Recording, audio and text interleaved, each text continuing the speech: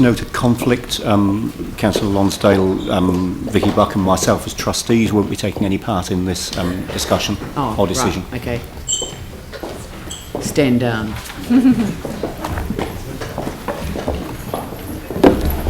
Fabulous berries.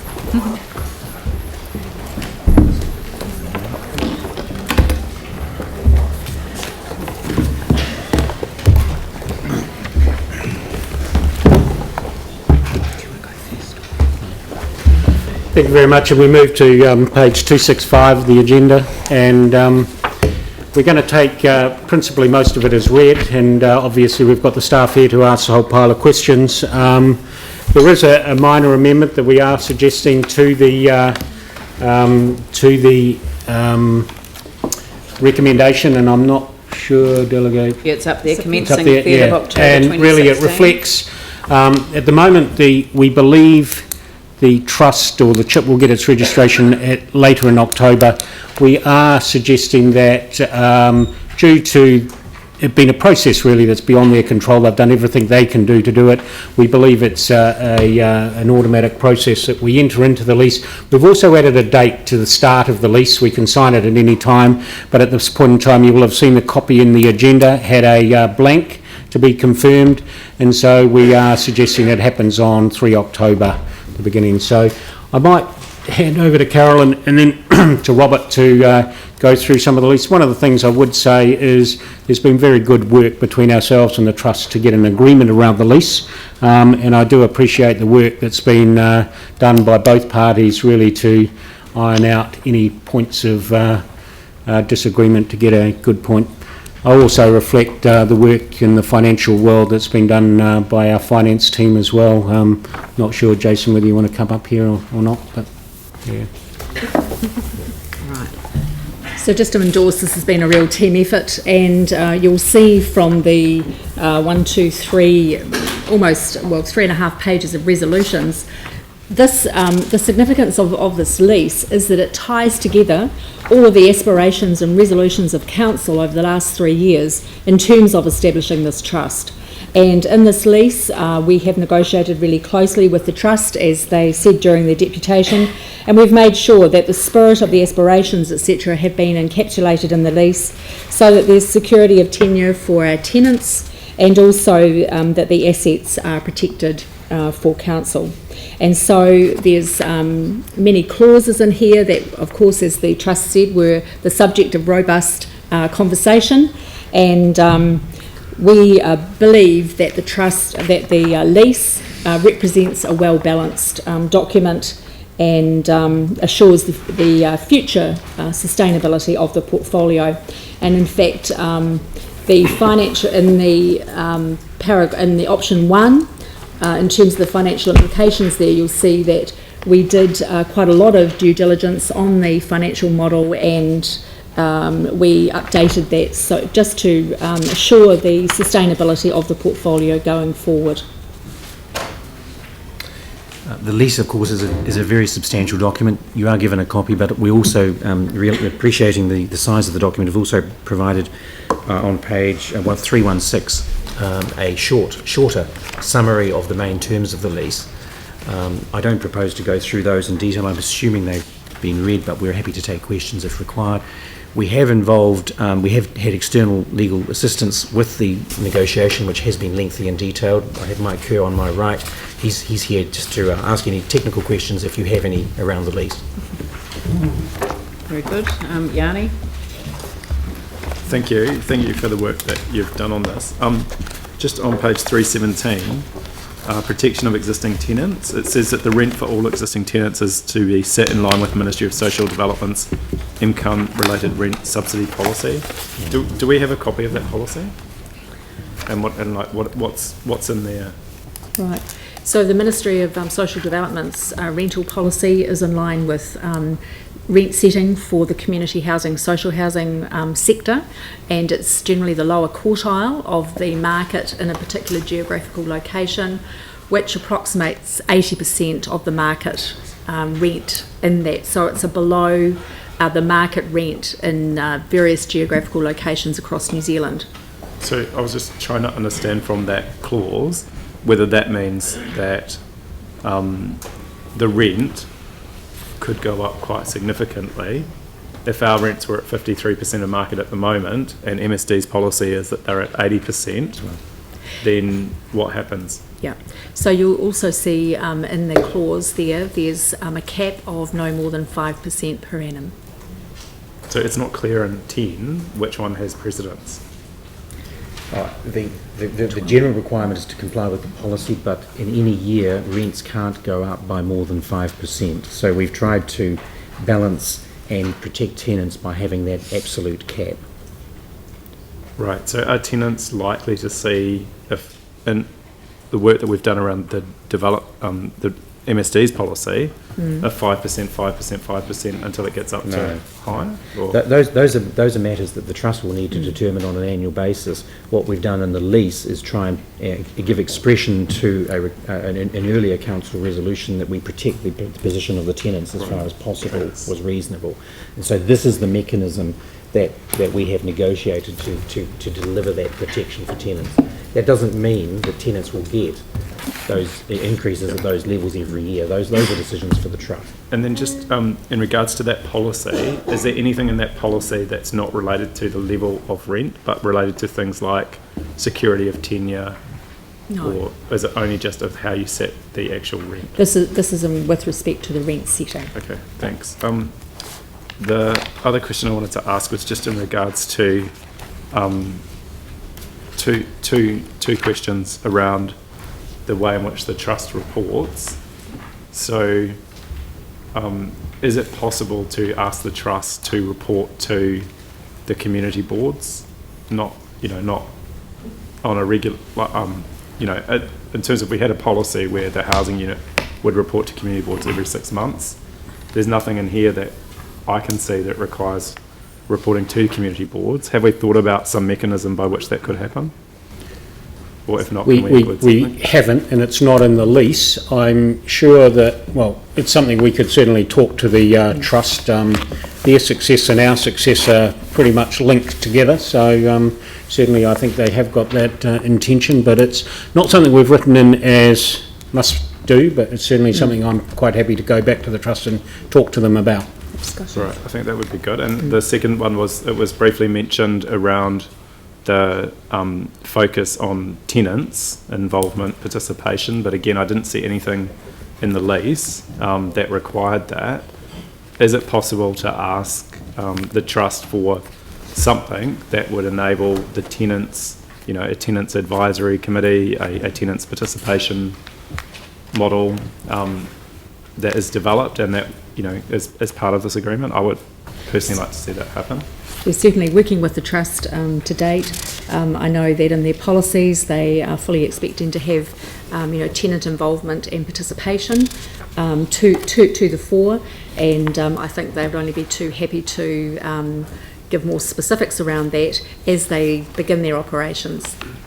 So can we require something in the lease that asks that to happen, or in the service level agreements?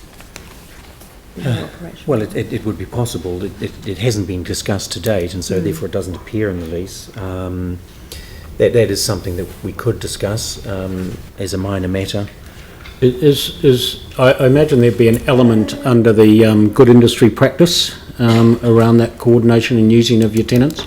You've got to appreciate that it's a fairly diverse group going across a number of areas. We, again, quite happy to raise it with the trust. There's going to be ongoing liaison between ourselves and the trust anyway as we move forward. So, yep.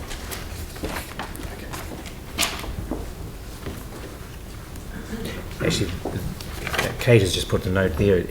That type of arrangement with tenants is a requirement of CHIP registration. So it actually comes through that formal process. Okay, great. And just the final question was just around the health and safety of both staff and tenants. Is there any requirements that we have around the ratio of staff per tenant, or any requirements around health and safety that we've got in the lease in terms of tenants and staff?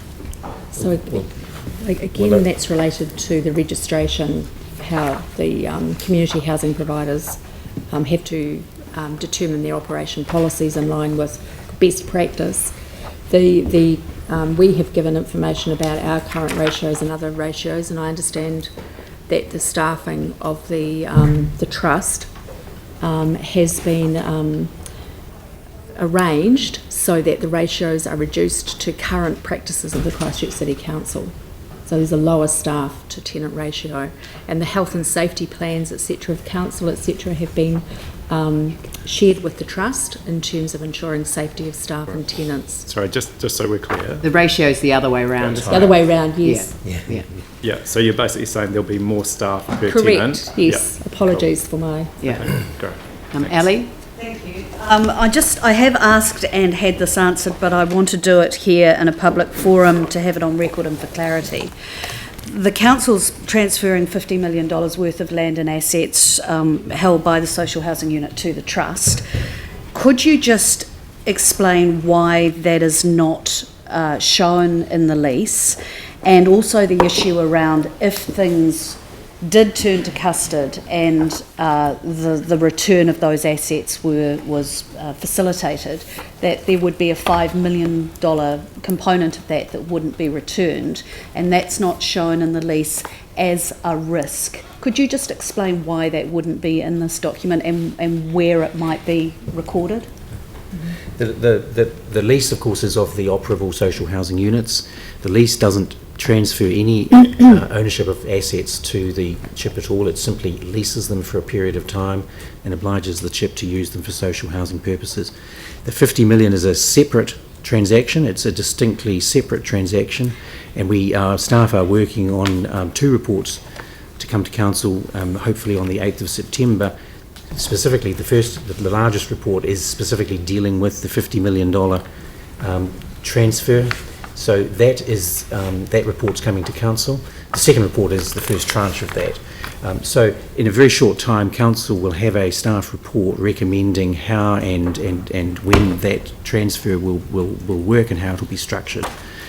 But it is a separate and distinct transaction from the Those lease. reports will explain the mechanism Absolutely. by which that is agreed. Well, it'll make a okay. recommendation to council to use a particular structure. Yep. It will also cover security, of course. Yeah. Tim? Just on page 317 under cancellation, item 15, the trust may cancel the lease in respect of any dwellings which the council is proposing to dispose of to an entity not wholly owned by the council. So would that not be either party? Because could you explain that? Because it's to the trust's discretion, as I read it, to agree or not to agree.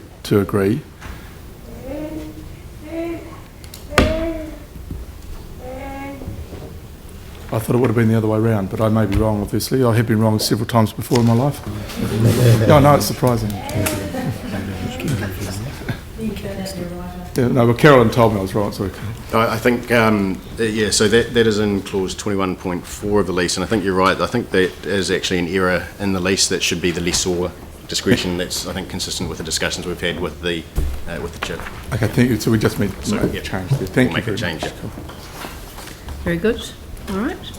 Okay, well, we'll open it up for, would someone like to move the resolutions as amended there? Glenn Livingston, seconded Pauline Cotter.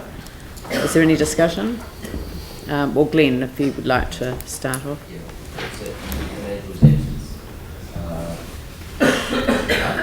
So, obviously, looking at this, we're entering into the deed of lease in the life of and the history of the social housing portfolio for the council. This is arguably the most significant move. It will ensure the future financial sustainability of the portfolio. The modelling carried out by Deloitte was conservatively based, and it did indicate that this would work. It's been a difficult position that we've been put in by virtue of the fact that the income-related rent subsidy is not awarded to the council. So it is awarded to another public housing provider, being Housing New Zealand, and it's registered to other community housing providers, but not us. So this is why we've had to make this move. what I would suggest, while our housing policy is still live, that we perhaps look at the two-way subsidy approach too, between us and the government, in the fact that we offer subsidy by way of DC rebate with housing development. I think that's a strong argument to put in the future over trying to pull back this in our favour. Anyway, we need to deal with what we're dealing with now, and I would seek your support that we move to this. I'm pleased to hear the questions over the tenants. At the end of it, this is what it's about. We have very good relationships between our housing staff and our tenants, and I'm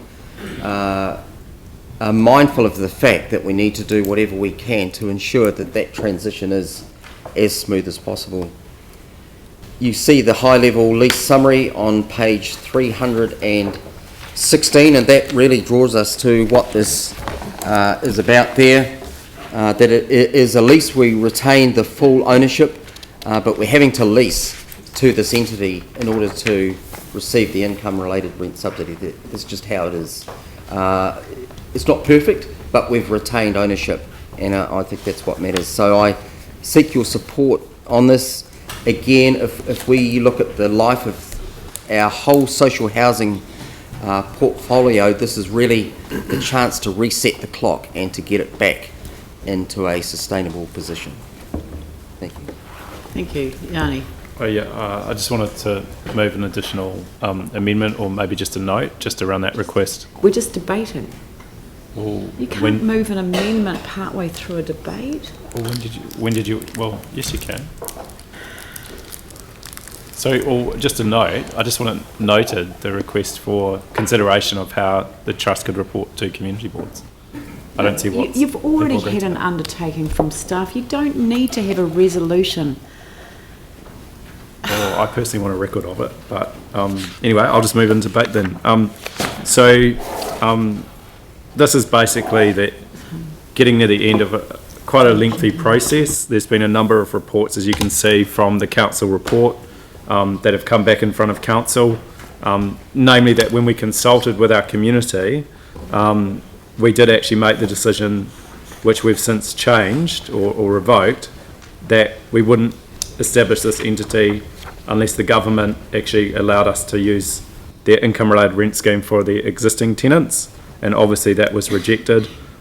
So I fundamentally have disagreed with continuing down this path, but I recognise today that we've had votes on that where those views have been expressed, and today really is about just basically continuing, and I don't think there's much use in voting against this today. It would put our tenants in a much worse position.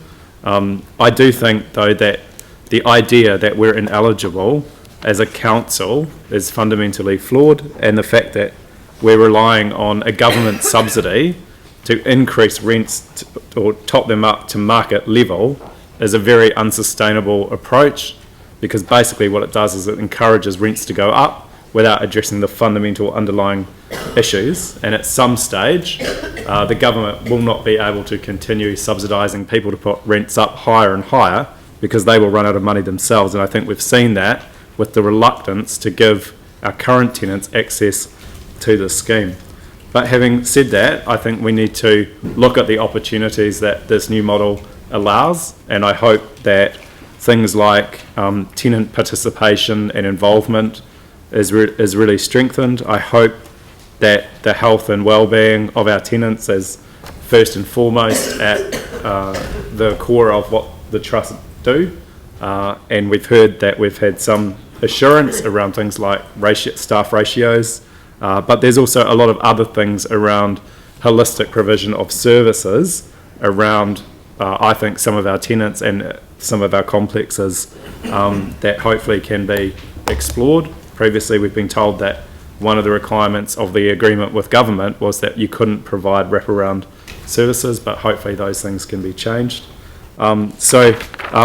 I will support this today because I think we do need to move forward and give certainty to our tenants about how things are going to be managed and run, but I still fundamentally believe that this is not a good sustainable approach long term, and at some stage we need to go back to central government and have a much wider conversation about the idea that instead of just topping up things to put rents up even further, actually have a holistic housing approach that doesn't become unsustainable in the long run. So thank you to everyone that's been involved in that. I will support this today, and if you don't want to note that the community boards will get some sort of reporting, then hopefully that can just be taken on board and captured in some other way. I'm strongly supportive of the recommendations. I just want it noted, though, that I believe that in terms of community board involvement, that there's no doubt that each community board would regard any area of social housing like and treat them the same as any other sub-community or smaller community within the community. So I'm strongly of the view that although community boards will be involved on that basis, as they're involved with any community, that in fact there'll be no special requirements or obligations to the trust or to the tenants around any social housing complex that council have responsibility for. I just want to make that point because I think it's important in terms of tenants' rights and our obligations. But I strongly support the recommendations that are here. Jimmy? I support the staff recommendation because I will three reasons. The first one, those kind of new Otautahi Community Housing Trust, they have been ready. They have the experience, confidence for taking over this kind of service. Also, give the council opportunity partnership with the wider community to provide these kind of services. That's first reason. Second is this trust eligible, to apply for the income-related rent, the subsidize. If a council own property, we are not eligible, so we can seek in a wider source of the funding. The third one, particularly I review the financial implication here. It looks like no any additional or extra council the cost, because why? If in the beginning, based on the net profits of $12 million, but increase for the $90 million per annum, then for council still, take into account for the major maintenance on and also the refurbish or replacement. So I think I particularly concerned these three, the kind of the issues. I agree. This is the recommendation. Thank you. Thank you. I just thought I'd close off the debate by, first of all, acknowledging staff that have been working in this area, because this is a milestone event. We're transferring the leases to the new chip, and we have confidence in the proposal that going forward. But I think it's appropriate that we acknowledge staff for their incredible work in this area and the people-to-people contact that really has been the life and blood of the housing service that we've provided as a council. It was back on the 27th of February 2014 that we passed a resolution to go out for a special consultative procedure. So this has been through a really good process. It's we've engaged the public in a conversation about the process that we're going through. But I want to make two comments about the income-related rental subsidy. First of all, it is bizarre that only a council, the council is the only not-for-profit entity that cannot obtain the income-related rental subsidy. There's something fundamentally flawed with that thinking. So central government pays it to itself through Housing New Zealand. Central government will pay it to the CHIP for new tenants. They won't pay it for any of our existing tenants as they transfer to be looked after by the community housing provider. And to me, it's a flaw in thinking. It's thinking that, central government's made it perfectly clear that they want to opt out of public housing altogether. They'd like to sell their public housing to really anyone that would take them over. Their preference obviously is in the social housing sector. But they shouldn't be so directive around a city that's been engaged since 1921, when we first received a special loan from the State Advances Office to build 8 houses on council land in Huxley Street, Sydenham. And that's an incredible record of provision. And there's something flawed about central government saying local government can't make this decision for itself. And there's something wrong with discriminating against local government having that social housing provision. But that being said, that is the policy of the government, and so we do need to create an environment where we do gain the best access to a state subsidy for because it benefits basically the ratepayers of Christchurch. We've kept this completely ring-fenced, as it were, except for the capital investment in our social housing, but the rest is ring-fenced, so it doesn't cost the ratepayer money to run our social housing. But I think that I would actually agree with this anyway. I think this is a good move. I think it does enable us to focus on what we as a city can do and how we build that wraparound support service for people in our social housing units. They will get better access to wraparound support because of the other agencies that sit with the CHIP. And that to me is beneficial. And people have heard me say this before, the Aranui community would be more than happy to take the state houses from central government and be a property owning community trust that provides for its community, with its community, by its community, not just on behalf of through a state agency, but through the community as its own community group. So I'm very supportive of this. I congratulate all of those that have put in so much hard work. I welcome the members of the Community Housing Trust for being here this morning, and I acknowledge also our councillors that cannot contribute to this debate, Vicky, Andrew and Paul, because I know that you have also given a lot to this whole process. So on that basis, can I put the motion? All those in favour say aye. Those opposed say no. Carried. Thank you very much.